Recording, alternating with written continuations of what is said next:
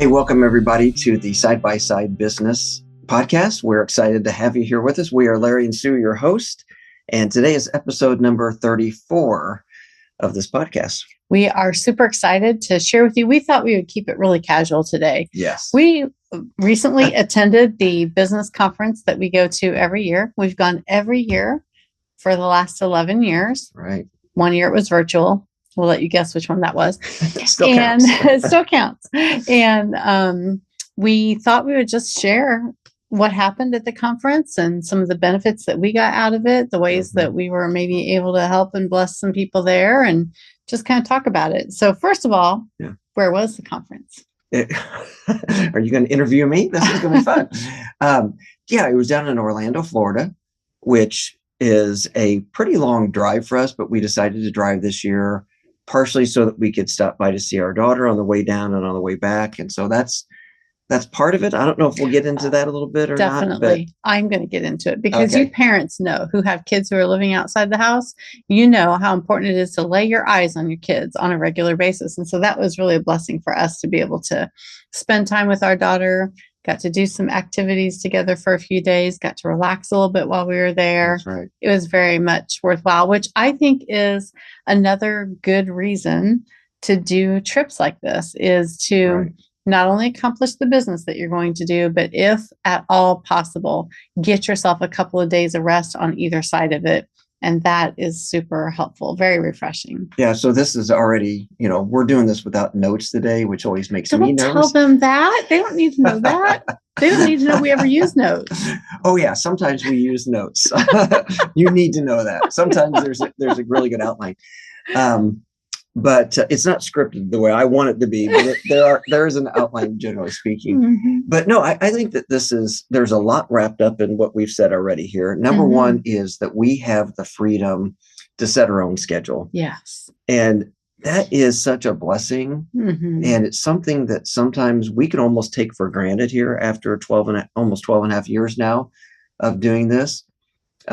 There's all these different kinds of freedoms. Yes. Mm-hmm. We were just talking about that earlier today. We were, yeah. And many times people think about the financial freedom, which I think that there is a lot of financial freedom, even though we're not filthy rich, or whatever. We're not buying any islands anytime soon or anything like that.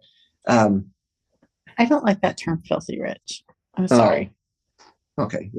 We're not. Call me out. No, go ahead. No, explain that. Can't buy an island yet. That's all they need to know.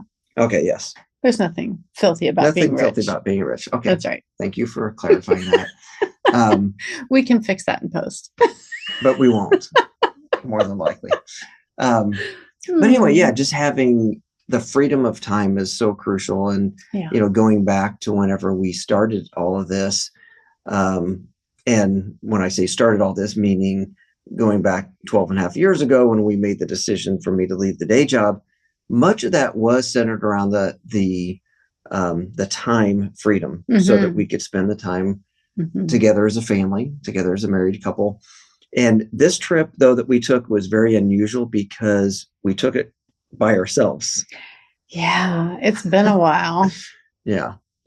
And so I remember before, like when we would go and speak at homeschool conferences, if we were going to, we went to Virginia one time. And so we had maybe a little bit of time on the front end, but we definitely planned some time on the back end to make it into a family vacation type of a trip. And it was short-lived, but it was an impactful trip. It really was. Yeah. And so we would do that with the kids. And that aspect of things was so exhausting, just taking the kids with us and such. This time it was just the two of us, and the van had just tons of room in it. Yeah, it felt so weird. It felt really strange to say, like, we can just kind of throw stuff in there extra. Maybe we'll need it, maybe we won't. But yeah, so we planned what was it, like 3 days on the front end of the trip and 2 days on the back end of the conference, I should say, to spend time with our daughter in the Atlanta area.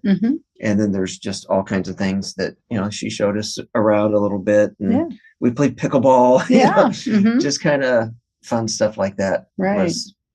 That's part of what we do here is we help married entrepreneurs build the business of their dreams. And this is part of our dream, was to have that flexibility in our life. Yeah, that's not to say that we have the freedom to be lazy. That's not at all what it is, but we had the freedom in this case to develop that trip into exactly what we wanted it to be. We did take one day on the back end, and that was, maybe this is a good tip for you entrepreneurs as you go to business conferences and such. You get so overwhelmed with all of the information and just the schedule. I mean, we were going early all the way till pretty late in the evening with networking and just hanging out with people and such. So on the back end, we went back up to our daughter's area, and we said, we'll be there Monday, and then we need to leave Tuesday. And she said, oh no, I've got to work Monday and I don't think I can get out of it. And we were like, please don't try. Yeah. We will take that Monday just to be at the hotel at a pool. Just all of that was just very rewarding. It was restful and it was refreshing, and it was a down day that we needed of time, of not pushing ourselves with a lot of activity. We were able to kind of decompress after the conference. Another thing that we like to do after a conference is we kind of do a debrief and talk about what were the new ideas that we encountered and which are the ones that fit in with our family mission statement. You guys know about that. We talked about that a couple episodes ago. And by the way, if you're on our email newsletter list, and if you're not, please join. You just go to sidebysidebusiness.com. You scroll down the page, and you can join the email list right there, and you even get a free gift whenever you do that. But part of what we did with the newsletter list is we talked about some ways to handle the post-conference time. Whatever. Yes. And basically, just to kind of dig into that a little bit, we said, write down, and it's best if you do this each day at the end of the day, but you can do it at the end of the conference. That works as well. But write down, like, what session did you go to? And maybe like 1 to 3 key takeaways from that session. And, most conferences, you're probably going to have 4 or 5 sessions per day, probably. I think this one actually had like 3 a day. Okay. And then an evening. So you're right, 4. Yep. Yeah. You're right. And then like the opening, like sometimes the opening had some key takeaway points that people could have as well. So write down those key takeaways from each session. And then if you're doing it day by day, you may say, okay, I attended 4 sessions, so I've got 12 things on this list. That's really too much. So then you need to start paring that back down to maybe 1 to 3 big takeaways for that day.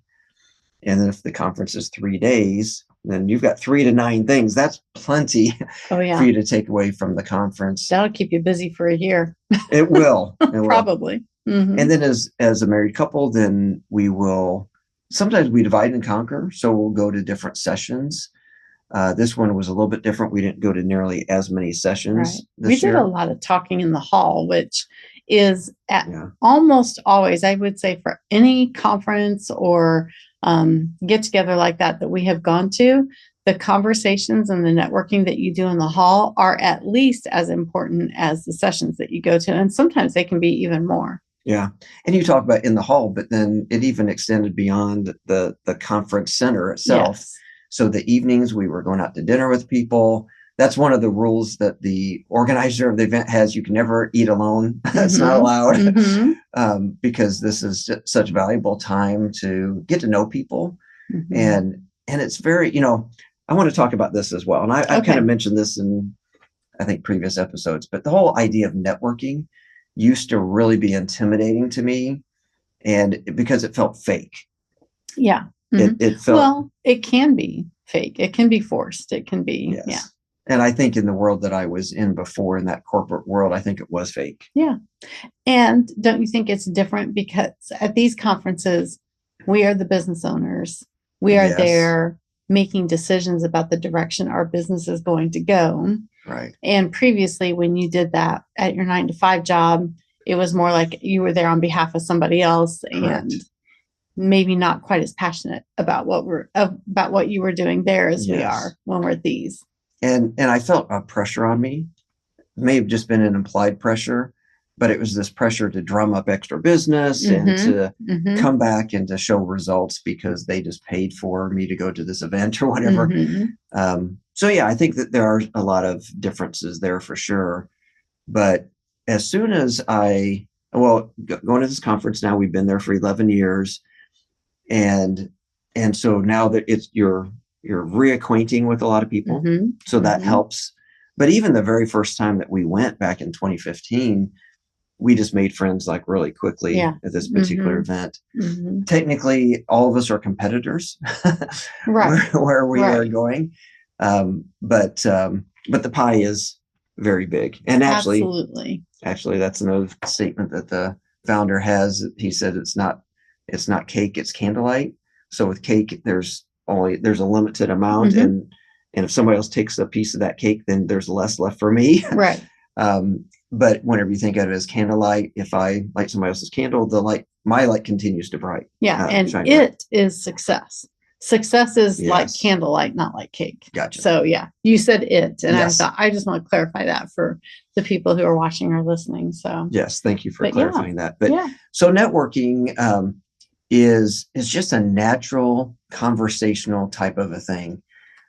We have just gotten to know so many people, and we've developed so many friendships. And at this event, we developed a lot of new friendships. Yeah. And just people that we just heard their stories, and some of them are just powerful, impactful type things that I will never forget. Yeah.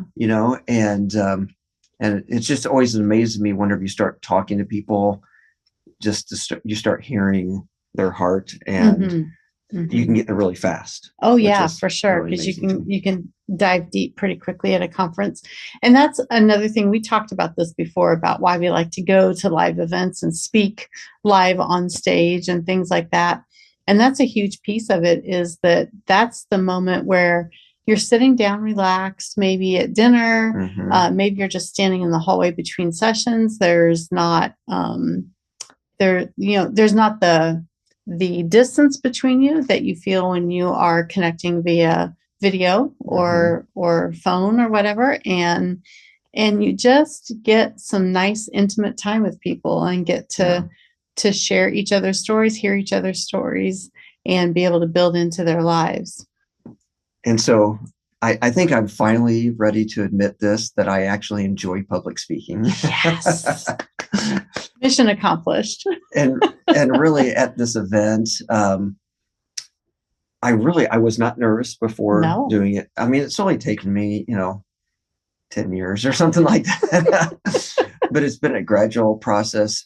And honestly, one of the things that I do like about it is that people will then approach us, and that takes a little bit of the edge off of me, having to approach somebody else. So I'm still very introverted, but I just, what we speak on, I think we have such a passion for it, and we are just convinced that it is helping people. And so now it really does energize me.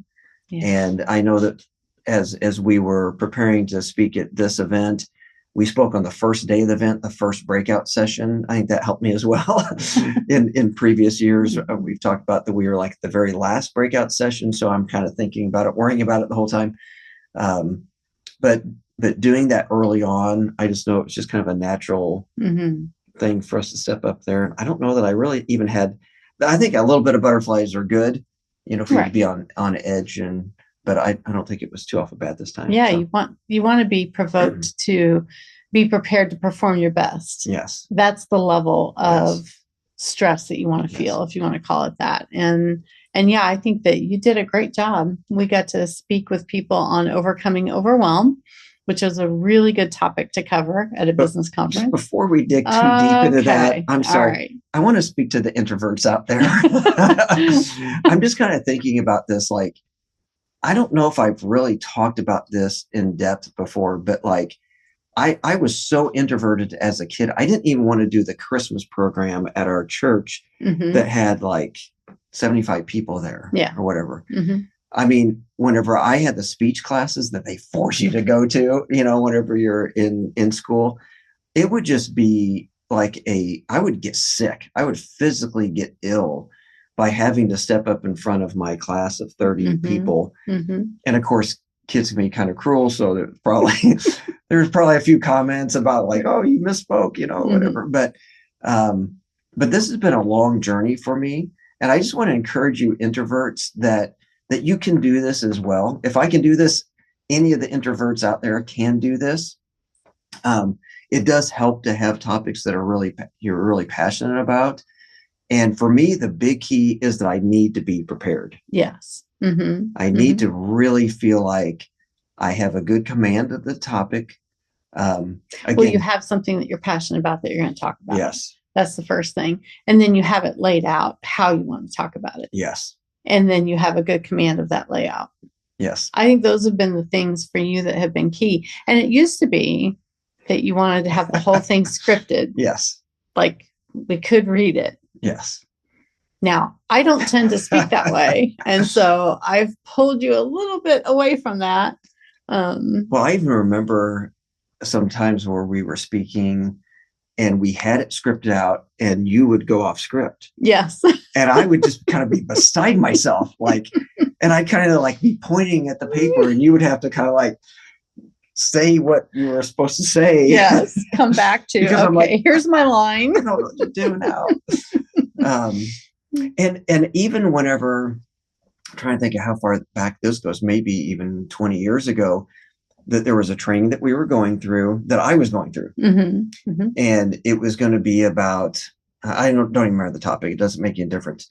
But I was going to be presenting something and building up an audience online. And man, I wish I would have done that because 20 years ago, that's whenever people were getting ahead of the curve.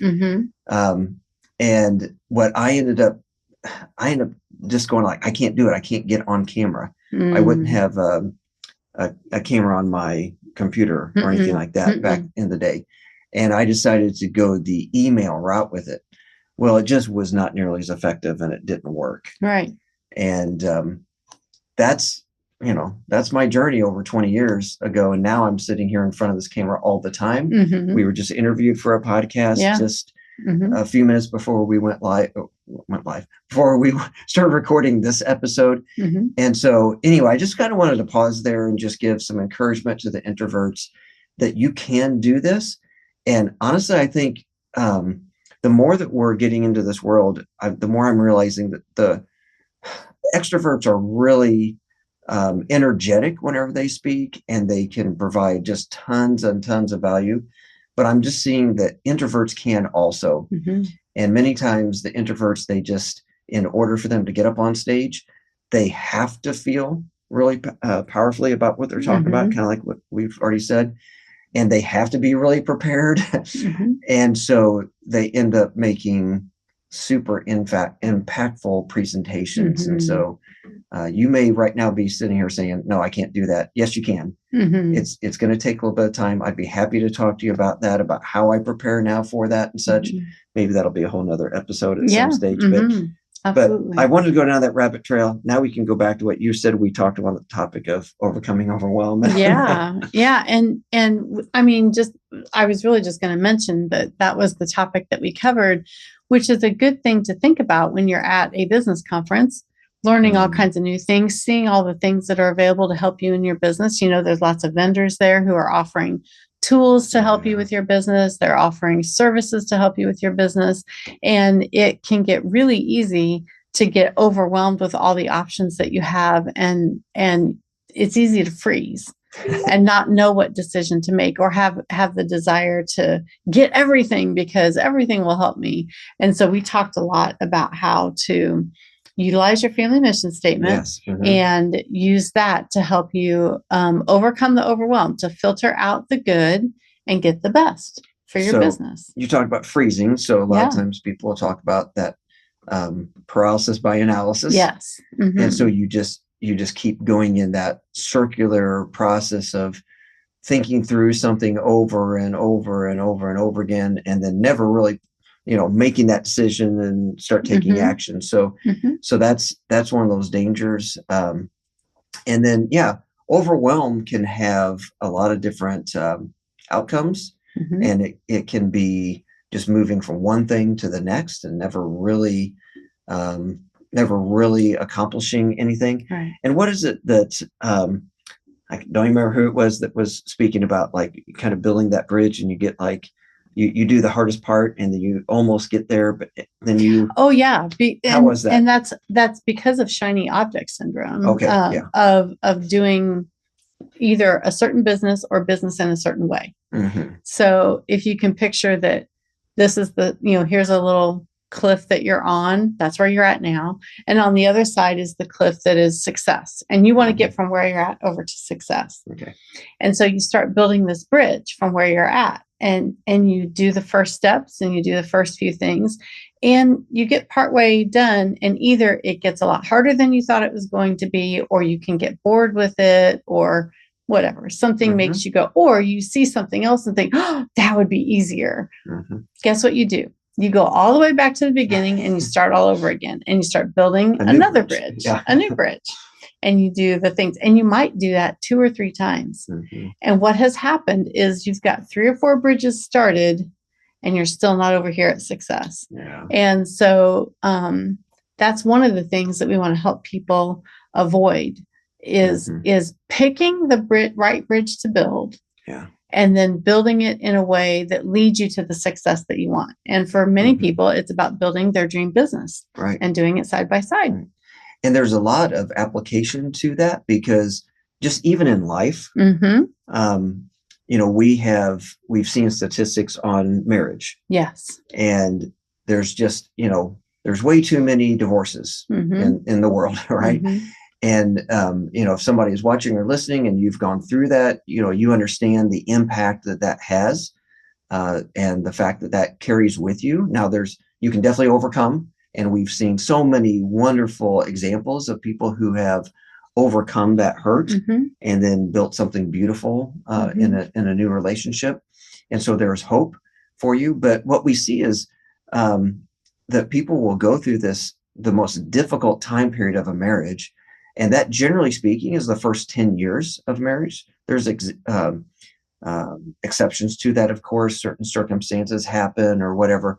But we see these couples in this time period, especially from 5 to 10 years. Yeah, that's the hardest in most marriages. That seems like just this really rough patch. And at the conference, again, this was a business conference, but we were able to do a lot of ministry. And there were several couples, I'd say 4 or 5 couples that we talked to that seemed like that they were in this rough patch. Right. And they were all in that 5 to 10 year time period. And so what I said to them, I'll say now, and I intend this to be encouraging, not depressing, but that 5 to 10 year mark of your marriage is the roughest time period. Well, and let's talk about why. Yes. Part of the reason that it's the toughest is because when you get married and you start living with this new person, it's super exciting and it's a whole lot of fun. And they have these quirky little things that are so cute. Oh, yes. They're for about 5 years. And by year 5, those quirky things can start getting on your nerves. And perhaps children have come into the home now because either you've had children or adopted or what have you. And now you've got that extra layer. And you are still really trying to figure out, how are we going to live together in harmony for the rest of our life? And when you hit rough patches that last a little while, it's easy to convince yourself this is how it's always going to be. But the truth of the matter is, if you hang in there and you keep working through those rough patches, don't ignore them. Don't shove them under the rug, because that doesn't work. When you keep working through those rough patches, by the time you hit that 10-year mark, now you know how to handle rough patches. And you can confidently move into and lean into those hard moments and say, let's get this figured out, because I know we can do it, because we've been doing it for 10 years. And that's a huge part of the reason that that's so tough. So. And obviously there's nothing magical about that 10th anniversary, but it's just statistically, we just see, we see from those numbers that there's much more success in the marriage continuing on for a long time once you hit around that time period. So this is part of what we do in our marriage and business coaching, by the way. You mentioned confidently moving forward. That's one of the things that we really, that's one of our key tenets of our 224 pathway that we walk couples down. And so, by the way, if you are interested in reaching out to us about our coaching, you can either just email us. All of our contact information is in the show notes. You can go to sidebysidebusiness.com. If you scroll down the page, there's all of our free resources are down there, including that newsletter that I mentioned earlier. There's also a spot where you can you can sign up for a free coaching call, and we'll get on with you for an hour, just kind of see where you're at and see what we can do to help you in your relationship and your business. But we also have what we're really excited about. We're getting ready to launch here as we're recording this in June of 2025, but this is going to be something we're going to be doing on an ongoing basis. So no matter when you're listening to this, there'll be an upcoming group coaching cohort that we will be getting ready to launch. And this is an 8-week program where we walk our clients, our students through this process.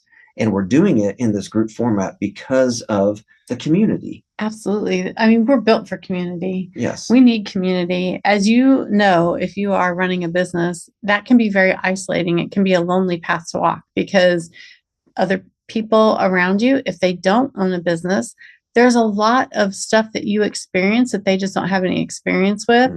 And when you realize that your life experience is so different from everybody around you, that can be a bit isolating. So one of the things that we experience through our cohorts is the community of there's several couples who are coming together here who know what it means to run a business together and stay married and all of the uniqueness that is around that. There are so many unique opportunities, there's unique pressures, there's unique challenges to doing that. And we offer community and help you get to where you create a family mission statement so that you can confidently move forward down that path that you believe the Lord is leading you down. You're able to get clear margin. You get the focus that you need to be able to continue on and find that success that you're looking for.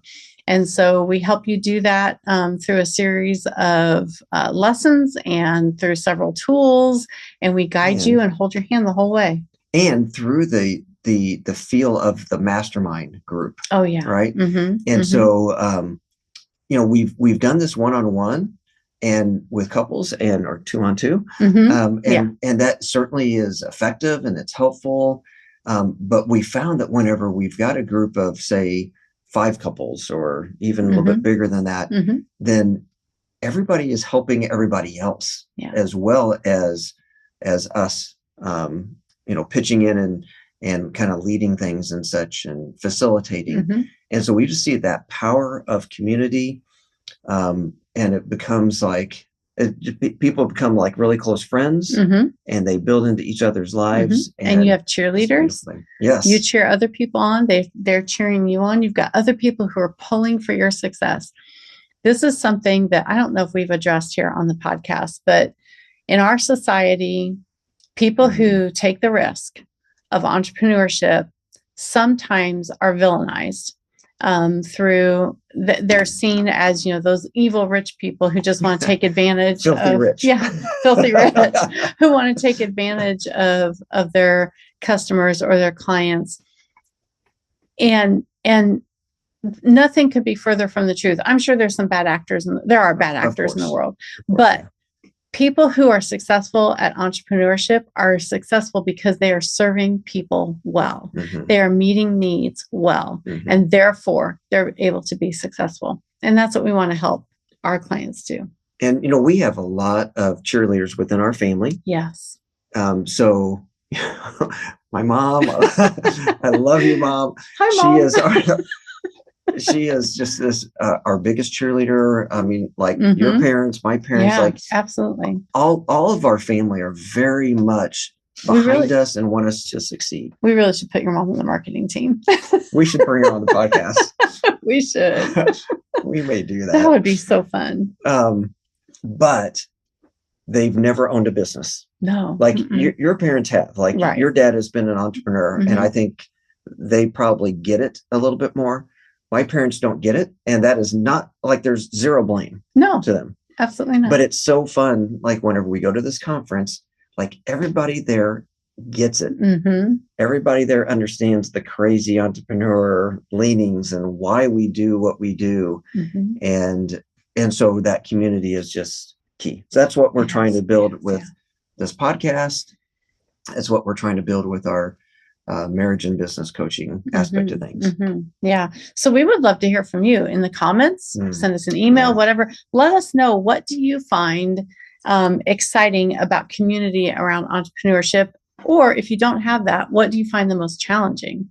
Trying to find community around entrepreneurship. We'd love to hear both sides of that question. So comment below, send us an email, let us know. We read them all and we respond to them. And while you're busy doing that, why don't you go and just subscribe or follow this podcast wherever you're watching or listening. And in the next episode after this one, we're going to be, we did an interview with a couple that we have done this one-on-one coaching with. And it's going to be really, I think it'll be really fun for you to hear their story. The fact that they have been debt-free, including their home from age 33, I think, something ridiculous like that. So it's very inspiring, and just encourage you to, if you subscribe, then you'll get the notification of when that episode does drop, as well as all of our other powerful, amazing episodes. Absolutely. Absolutely. So I think that kind of says what we wanted to say about attending the conference. Our non-existent I was going to say, I don't think we had an outline for this one, but people can probably tell. Do you think? Anyway, maybe so. We hope that you take inspiration from what we've said today and go build your business side by side. Take care, everybody. Bye.